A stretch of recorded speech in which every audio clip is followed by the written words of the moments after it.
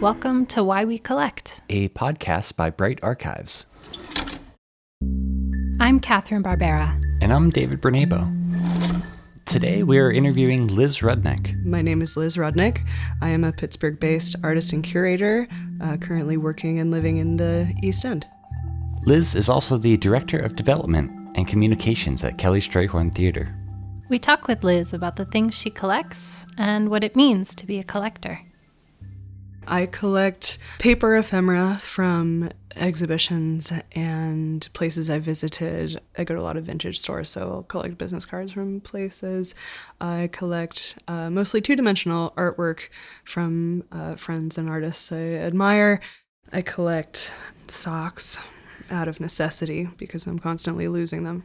And I somehow can't get rid of the ones that may someday find their partner again. And we start with the idea of artist archives.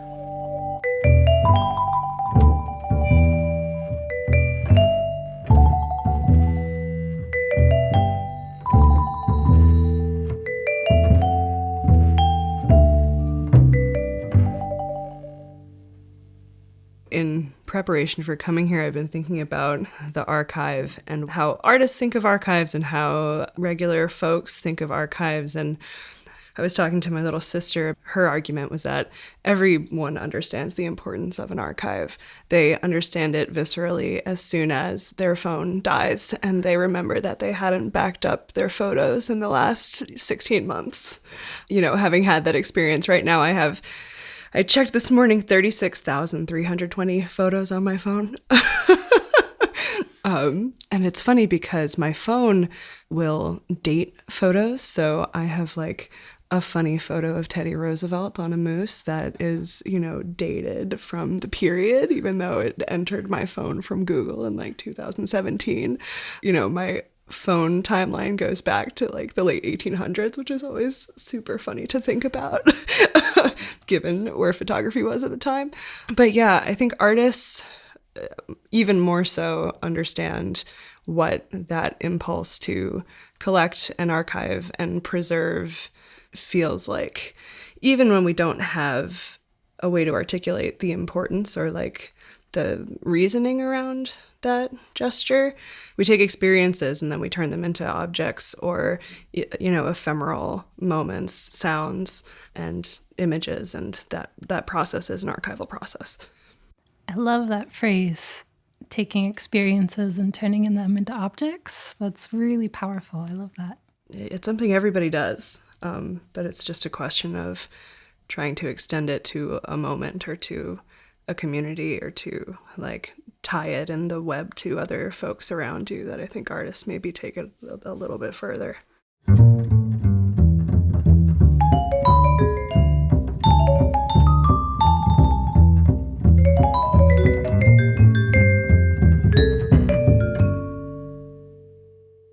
Some folks have a tentative or strange relationship to the idea of describing themselves as collectors. And I've always been really comfortable with the idea of describing myself as a collector, especially of art. I started collecting art in my undergraduate program where I would trade folks art books that I thought that they could use for like pieces. I still collect art monographs. And if I met someone in school or was building a relationship with someone whose artwork I wanted to collect, I would say, hey, like, here's an Albert Olin monograph. Like, I'll trade you for that painting. I think you should have this. And But that's so interesting because I feel like we've heard from other folks, they have an aversion to the idea of a collector because it implies kind of an end of life for an object, right? It's more about preserving things for the long term than making something new. But it sounds like you don't quite see it that way. What's your definition of like collector or collecting? Yeah, to my collection is like a living thing. It's like it's very much like a photo album. For example, it's like, okay, this is a moment. This is a moment in someone's practice. And my little sister is a biomedical engineer, but she also has a ceramics practice. And so she's been doing it now for, I think, 9 or 10 years. And I have one mug from every series that she's done. So I have these like wonderful, goopy, wobbly, kind of really thick, bad, for lack of a better word, sorry, Catherine, mugs from the beginning. And then, now they're kind of at quite a professional level. But yeah, so it's like, they're like snapshots. Is there an aspect of hoarding to that? I don't know about you guys, but I grew up with one parent who subscribes to the philosophy of kind of fewer, better things, and who focuses on utility and the aesthetic. And if you don't like something anymore, you can let it go. And my other parent has a really hard time getting rid of stuff. Especially if it has a connection to anyone they've like loved or cared for in the past, even if that care is passing. So, for example, like a comb from a girlfriend from the 70s, kind of thing. Like it's really it's really difficult, and I think that I've grown up with a spliced philosophy around collecting. So, for example, I am really involved with keeping my family photo archive. Like I mentioned, the photos in my phone, I keep a photo archive on my computer of previous images that I've liked, even from the internet, even things I haven't taken. But I need to keep that email list at 0. Like I need it to not accumulate whatsoever, and to get rid of even somewhat important conversations sometimes. I'm interested in your relationships to that. Well, I can speak for myself, coming from perspective as like an archivist, having worked in that field. And for me, kind of hoarding and archive are two separate things. Archive implies some sort of selection process. You've got certain criteria that you're looking for, and you kind of work that into the collection based on whatever that is. And that, that can vary widely depending on the organization or the individual. It could be historical significance, it could be design, it could be, time period, anything. But a lot of folks, I think, I've had this happen to me personally too, is they'll be like, oh, you guys just save everything, right? Referring to archivists. It's actually not true. We tend to be pretty decisive with getting rid of things. Weeding is a huge part of the archival process. So they're like two separate worlds. As creating an archive implies active, you're actively building it. Hoarding is maybe more passive. One can be right for different individuals. One doesn't have to be better than the other, but just very different types of activities, Yeah, and talking about hoarding and talking about building an archive, I feel like the artist has a weird position in the middle. Absolutely. Like, because, so we're sitting in my studio, which is now part of the house, but when I had like a proper studio that I paid money to rent, if I saw something on the street, I just pick it up. And I think the big difference is you have this like faith, like this belief that this wrench will become more meaningful at some point in the future. So I'm going to take it, I'm going to put it on the shelf along with all these other objects I picked up off the sidewalk, because my installation art might need this someday. And it's like a weird faith in objects. Exactly right. It's like this middle ground of not being able to articulate the logic around the collection, but knowing that it has one, believing that it has one. There's a great Amy Solman lecture about art supplies and like the deliciousness of collecting these tools that artists use that you may never really run through a tube of a certain color or even open it, but you need to have the option. You need to have the kind of full arsenal at your disposal, and that gets even weirder with stuff that isn't directly an art object. So for example, I had this like blue plastic tarp that I found on the street that I could not get rid of because of the color and because of the timbre of it. And I never used it in like a Getty Saboni type application of making it its own art object, but I couldn't get rid of it for 7 or 8 years. And it just stuck around, and what is that? Yeah, what is that? And that's kind of like that. Yeah, it's that understanding that objects have lives that we don't understand is really satisfying and delicious to me. Like experiencing something that has gone through weather. I'm looking at the, fence outside of your home and like reading the patterns of rust on it and thinking about how that's a condition that, artists record. But when we're doing it, it doesn't, sometimes it takes 50 years, but ideally we get to it a little bit faster. I have a immediate impulse to edit all the times you say delicious and just put that in a file folder. Delicious, delicious, delicious. Yeah, I mean, it is a consumption though, right? It is a desire to keep something around and have it's like a sensory thing to have these objects take up space, whether or not you're manifesting your own practice with them later.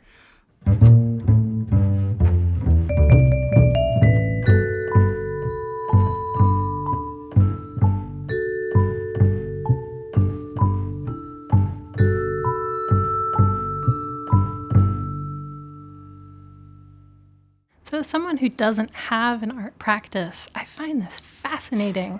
Like, is it a gut feeling? Like when you see an object, do you just have the feeling? Or is it more of like a logical process? Like, oh, I'm working on this project. This might fit into that in like a later iteration or a later version of the series. Or is it simply, that's a really cool color? Have you ever played the game in a doctor's office, maybe when you were younger? There is like a highlights magazine with mazes in it, and you trace your finger to find the path, and your finger finds it a little bit faster than your eyes do. It's like that. It's like, and maybe your brain catches up a split second later, or it never does, but there's a certainty to it. Yeah, that's fascinating. It sounds like being really in tune with like your inner voice, right? Like your instincts, like really leaning into that pretty hard and following it. There's a lot of trust in that too, right? Especially depending on your studio rent, yeah. And the size of your car, the width of the stairwell, the door frame. Exactly right. I used to joke that, it wasn't really a joke, that I created paintings based on the scale of my car, based on what would fit. You could fit 43 and a quarter inches. That was the maximum dimension of one side. At Union Hall, I had the solo painting show. The 36 by 36 paintings fit in the car. The 48 by 48, I had to rent a U-Haul. Never again. Yeah, exactly right. Exactly right. You realize how nice it is to work small. I'm also super interested. So when I was deciding what to do with my life as a teenager, which I think we're all asked to do far too early, I made a decision to go to art school rather than to go to school for conservation. And something that's always fascinated me is, are kind of philosophies around conservation, especially now in the digital age, and how an archivist and an artist might have different philosophies around authenticity and conservation.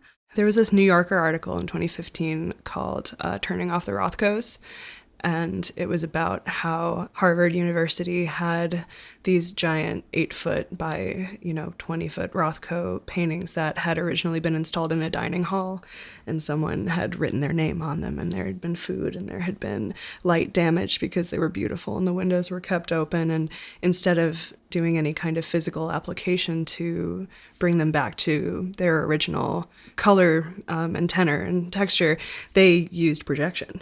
And it's one of my favorite conservation projects to think about because, you get to keep both. And I wonder about your experiences with kind of authenticity and preservation, and especially when that kind of changes the nature of an object. Authenticity in archives is a really fascinating subject, especially when you bring kind of digital elements into it. I worked in the museum world for a little while and was part of kind of a project to preserve time-based media artworks at an organization, which tend to be really complex. They include audiovisual elements. Sometimes they can be huge installation pieces that have like physical elements, digital elements, projections, moving pieces, all of the things.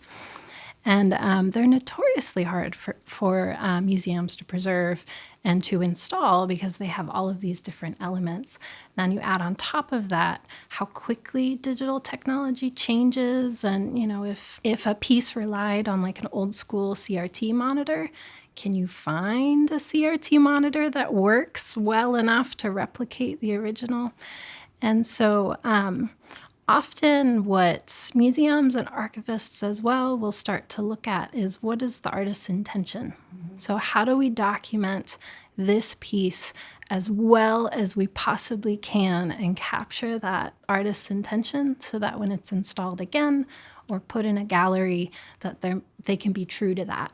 And that almost becomes more important than replicating the original.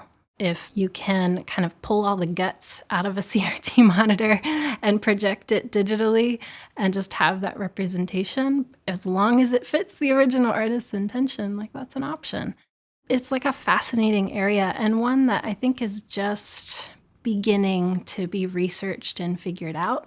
So I'm really curious, like in 20 years, where are archives and museums going to be on this issue of how to handle artworks that incorporate kind of digital elements, especially as we get more and more, types of digital technology involved in these, and the file sizes get bigger and bigger and bigger and harder to preserve and maintain.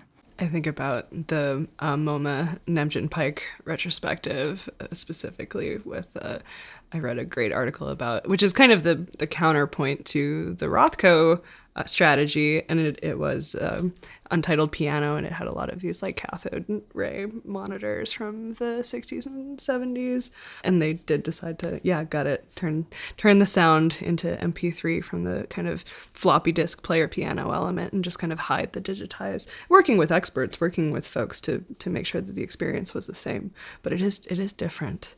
Yeah. It changes the original experience, but what's that original intention, and trying to capture that. And David, you're coming from kind of an experience what podcast is this, Liz? I guess my style is collaborative. Because we have three like entirely different minds here. We got to use them all. But I think about now, all right, I'll make it about me in my capacity as, right now I'm an advocate for artists at Kelly Strayhorn Theater, which is focused on ephemeral, kind of ephemeral in the sense that it's performance work and time-based work. And our documentation, while we do our best, it is never the same thing as being in the theater or in that kind of black box space at the time that the performers are there with you. So I think a lot about how to describe the intent of an artist and keep an archive of that then carries some ghost of the original experience.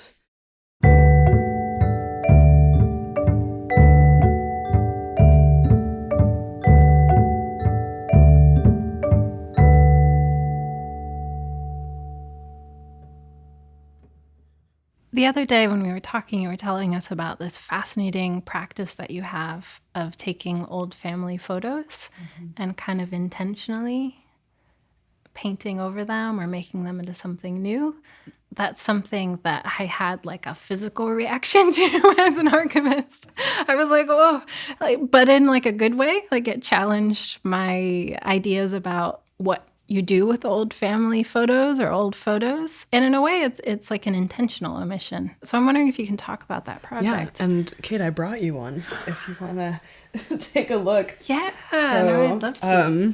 For the listeners, it's a Kodak color print from 1989, the year I was born. It originally was a photograph of Hans Christian Andersen's house. I was born in Denmark, and I've taken oil paint, this kind of really verdant green color, and just mopped out the identifying characteristics of the image, which ends up being, in this case, most of the image.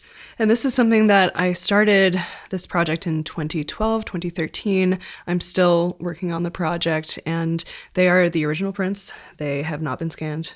I don't scan them ahead of time. And my impulse around doing this, I think, was originally a compositional one. I was interested interested in the fact that family photographs are often just bad, compositionally, right? Like, I noticed this pattern of the central figure of the photograph often being a cake because it's at a birthday party or it's at a celebration of some kind, and you have these kind of figures gathered around, but the real focus of the image, like geometrically, is the cake. And what would happen if I removed everything but the cake? So it started formal. But now, as family relationships evolve and get more complicated as you're older, certain folks in my family have passed. This omission transformation means something a little different and is a little more difficult, frankly, to do, but I continue to do it. Well, I'm wondering if you can talk a little bit about kind of the emotional journey you take when you pull up a photograph and you decide you're going to alter it. Since it's now a 10-year project, in the beginning, I was 23. And so having had grown up in a really quite stable and large family where everybody was getting along, there was less of an emotional component to erasing those moments where everything was kind of in its genesis and working out, and my cousins and I were all 5 and 6 years old, and there was like a tactile satisfaction to the process and feeling like I was preserving these in a way that they wouldn't otherwise be preserved. I mean, they were not in shoe boxes, they were in watertight Tupperware, thank you, Dad, but still kind of sitting in the back of a cabinet or in the basement or in a living room closet, this idea that maybe if, there were a fire, you would kind of run for them, but not interacted with in any kind of important way, and feeling like I was walking this line of like, yes, I'm destroying the original intent, perhaps, but now the image has a different place. Now that I'm in my mid-30s and, certain family relationships have broken down, certain people have passed, I'm like working through those relationships as it's more of a tracing than an obfuscation. It's like I'm tracing the silhouette of this person who is no longer around, and then the image does end up being kind of like a ghost or a trace, and that's reflective of what the relationship is like now. So it's different, yeah. If I may, maybe I can also ask, how does your family feel about the practice? I think it would depend on which member of the family you asked, but they were supportive enough to give me the originals, so can't take it back now. There was a process of like, no, Elizabeth, you can't touch this one. And I'm Elizabeth if I'm in trouble, so that's a stern. Like there were a few that I was not given access to, but by and large, the archive was given to me. Yeah. You also have a small sculpture on the table. Yes, there is a ceramic strawberry that, unlike real strawberries, is this kind of sickly turquoise color, and it has a paper like stem and leaf structure attached to it. This is by Andrew Allison. And it is sitting on a tile that I nicked from my friend's vestibule. And you'll see this tile around a lot in Pittsburgh. It's this square blue, kind of beautiful periwinkle color tile that's been chipped away by age and people like me kind of wrestling it around. But this is an example of just one of the things I've collected from friends who make stuff. Is it the fact that friends made it that makes you want to have it? I think that's an impossible question to answer. I don't think I can divorce it from its origin. Would I be as interested if I found it in a fair or in a booth with other exciting things? I don't know. Is this part of a kind of a larger collection of small sculptures that you have? I primarily collect two-dimensional media, and the sculptures that I collect are generally small. But I think favorite highlights of my collection, I have a painting of muddy footprints in snow by my high school art teacher, Bill Kustra, who is still going strong and playing soccer. He's now well into his 70s. I have a Susu painting. Susu's a kind of well-known artist who got her start in Pittsburgh, who does these really incredible oil paintings through silk mesh. And the way that the medium is mixed, the paintings maintain this kind of anti-gravity, like almost rug-hooked quality to them. And it's actually a copy of a Van Gogh chair painting. I have a pen and ink drawing by a woman named Audra Wist. It's Britney Spears crying from the Lucky video, but she's completely unrecognizable as this kind of like monstrous black on white series of teeth. I collect things based on aesthetic, based on their formal qualities, but all of them really tend to be from folks that I've had some kind of personal relationship to. Are they kind of reminders of that relationship? I think I collect stuff because I like how it looks, or I want it to affect my practice in a way. And a lot of that is a kind of aesthetic, formal, like handling way. Like, how does this person handle material? How does this person make marks? How does this person digest the images or the media around them and make it into something that is their own signature? If I like that process, then I want to keep it.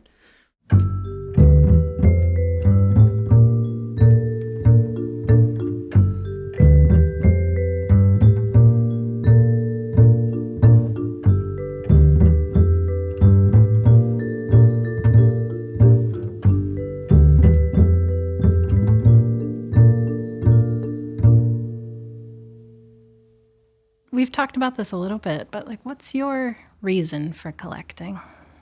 Oh, I want to be reminded that I exist.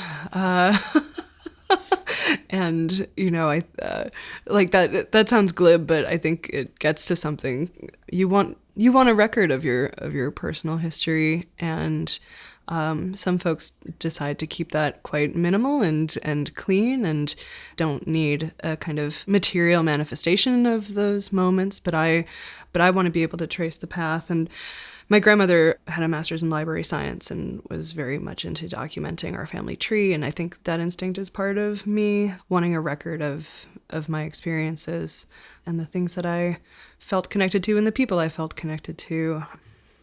But I'm fascinated by folks who kind of purge those things too, like someone who, if they no longer have a lover, they kind of burn their stuff. Like, what is that impulse? And because I don't have it. So I'm fascinated by the opposite side, like what artists get rid of when you look at something you made 5 years ago and you cannot stand it and you put it out on the curb. Like, what is that?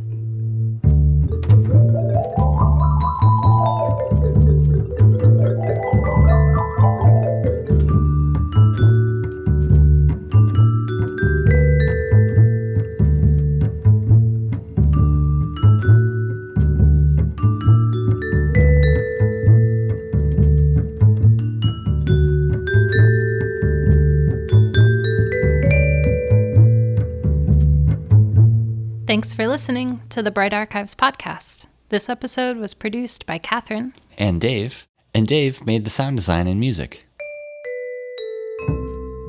Are you a collector or are you a purger? And have you backed up your personal archive lately? Leave us a comment, let us know.